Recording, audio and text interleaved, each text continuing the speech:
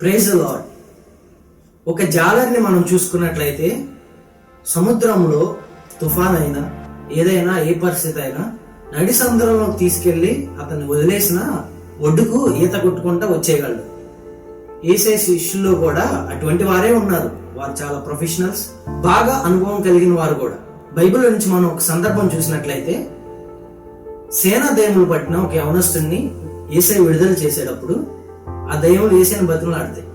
మమ్మల్ని అక్కడ కనిపిస్తున్న ఆ మందల్లో అక్కడున్న పందుల యొక్క మందలోకి మమ్మల్ని పంపించండి అని చెప్పి యేసయ్యని బతిమలాడు. అవి బతిమలాడుకున్నట్లే యేసయ్య ఆ మందలోకి పంపించాడు. అవన్నీ మందగా కలిసి వెళ్లి సముద్రంలో దూకి. మరో సందర్భంలో శిష్యులకి చెప్తాడు, మీరు అద్దరికి వెళ్ళండి, శిష్యులకి ముందు బయలుదేరమని పంపించినప్పుడు ఈ జాలర్లు అనుభవం కలిగిన వారే, వారందరూ కలిసి ప్రయాణమై సముద్రంలో వెళ్తున్నారు. సడన్ గా ఎక్కడి నుంచి వచ్చిందో గాలి అలజడి సముద్రంలో కనిపించింది. మామూలుగా వారు కూడా వారి దినచర్యలో చేపల వేట కోసం వెళ్ళినప్పుడు ఎన్నో మార్లు వాళ్ళ తుఫాన్లు గాని ఇట్లా సముద్రం యొక్క పరిస్థితులు వారు ఎరిగి ఉండొచ్చు.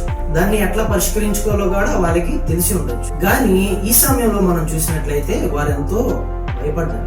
అరే, అంత అనుభవం ఉన్న వారు, ఈదగలిగిన వారు సముద్రం మధ్యలో వదిలేసినా సరే ఒడ్డుకి వారి ప్రాణాలతో తప్పించుకోగలిగిన తెలివైన వారు, దాంట్లో నైపుణ్యం కలిగిన వారు, అయినా వారు ఎందుకు భయపడి ఉంటారు? అదే సమయంలో యేసయ్య వారిని పంపించిన అదే సమయంలో ఎందుకు ఆ తుఫాను వచ్చిందంటారు? ఒకసారి ఆలోచించండి.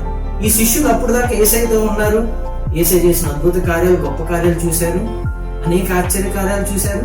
కానీ ఆ సమయంలో యేసయ్య నుంచి దూరంగా వారు ఉన్నారు. భౌతికంగా వారు దూరంగా ఉన్నారు. వారు యేసయ్యతో దూరం ఉన్న పరిస్థితిని బట్టి కానీ, లేదా దానికి ముందర దయ్యాలన్నీ గుంపుగా వెళ్లి సముద్రంలో యేసయ్య లేని టైం చూసి వారి శిష్యులను భయపెడదామని గాని, యేసయ్యకి వెనకాల ఈ శిష్యులు ఉన్నారు కాబట్టి ఈయన అద్భుత కార్యాలు, ఆశ్చర్యాలు చేసుకుంటే ఆయనకి మంచి సపోర్ట్ ఉంది, చుట్టుపక్కల ఉన్న ఈ శిష్యులందరినీ మనం తీసేస్తే ఆయన ఎట్లా సువార్తని వ్యాపింపజేస్తాడు అని తెలుసుకుందామని శోధించడానికి వచ్చి ఉండొచ్చు. యేసయ్య లేడులే, నా శక్తిని చూపించి వీరందరిని భయపెట్టేద్దాం, సముద్రంలో వచ్చిన అలజడి లేదా ఆ తుఫాన్లు వీరందరిని ముంచేద్దాం అనుకుండొచ్చు. వీరు దేవునికి దూరమైన ఆ పరిస్థితులను బట్టి వారికి ఎదురైన సమస్య పెద్ద సమస్యగా వారికి అనిపించింది.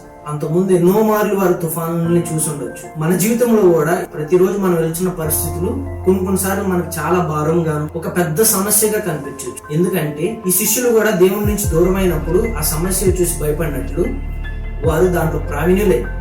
ఆ సమస్యను చూసి వారు భయపడ్డారు. అదే రీతిగా మన జీవితంలో కూడా మనకి అనుభవం ఉన్న పరిస్థితులు అయినప్పటికీ మనం చేసిన పనుల్లో ఆర్థిక పరమైన సమస్యే గాని, లేదా ఉద్యోగపరమైన సమస్యే గాని, లేదా ప్రాజెక్ట్స్ డీల్ చేసే విషయమే గాని, ఏదైనా కొన్నిసార్లు మనకి అవి పెద్ద సమస్యగా, భారముగా అనిపిస్తాము. మనం ఎప్పుడైతే దేవునికి దూరముగా వెళ్తామో, ఆయనతో మనం కలిగి ఉండవలసిన అనుదిన సంబంధం మనం పోగొట్టుకున్నప్పుడు, లేదా పరిశుద్ధాత్మ దేవుడు మనతో లేనప్పుడు ఆ సమస్య అన్నది మనకి గొప్పదిగా కనిపిస్తుంది. అదే పరిస్థితిలో యేసయ్య వారికి ప్రత్యక్షమై వారి ఎదురుగా వచ్చినప్పుడు ఆ భయంలో మరి ఏం మాట్లాడుతున్నారో, ఏమి చూస్తున్నారో కూడా గ్రహించలేము. ఇదిగో దయ్యం వచ్చింది అని చెప్పి మనం కూడా దేవుని దూరంగా ఉన్నప్పుడు వచ్చిన మన పరిస్థితుల్లో, సమస్యల్లో యేసయ్య ఆయన సహాయం మనకు అందించడానికి మన మధ్యకు వచ్చినా, లేదా ఆయన సహాయం పంపించడానికి ఎవరైనా పంపించినా మనం గ్రహించలేము. ఆ శిష్యులు కూడా భ్రమపడిన రీతిగా మనం కూడా ఎన్నో భ్రమల వల్ల వెళ్ళాల్సి వస్తుంది. కానీ సర్వ సృష్టి మీద యేసయ్యకి అధికారం ఉన్నది. ఎందుకంటే మాటతోనే సృష్టిని సృష్టించిన దేవుడు కనుక సమస్త ప్రకృతి, సమస్త సృష్టి పైన ఆయనకి అధికారం ఉంది. ఒక్క మాటతోనే సముద్రాన్ని, తుఫాన్ని ఆయన నిర్మలపరిచేశాడు. దేవుడు సృష్టిని సృష్టించినప్పుడు సముద్రానికి సరిహద్దు నియమించిన దేవుడు, ప్రకృతికి వాటి యొక్క నియమాలని నియమించిన దేవుడు. సూర్యుడికే గాని, చంద్రునికే గాని, ప్రకృతిలో ఆయన సృష్టిలో ప్రతిదానికి ఒక నియమాన్ని ప్రభు సృష్టించాడు. అరే, వీరు యేసయ్య శిష్యులు అని ఆ సృష్టి తెలియదు అంటారా?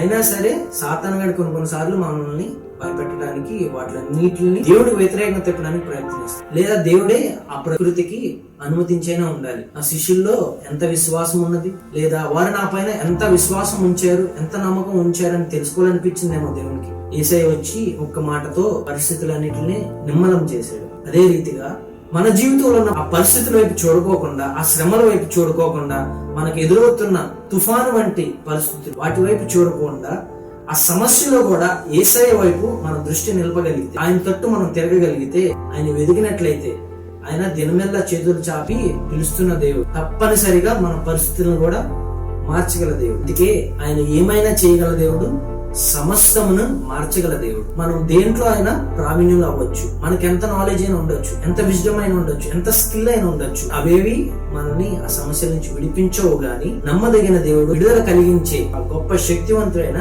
యేసయ్య మాత్రమే మనకు విడుదల కలిగి చేయగలరు. సమస్య వైపు కాదు గాని యేసయ్య వైపు చూద్దాం. ఏమంటారు?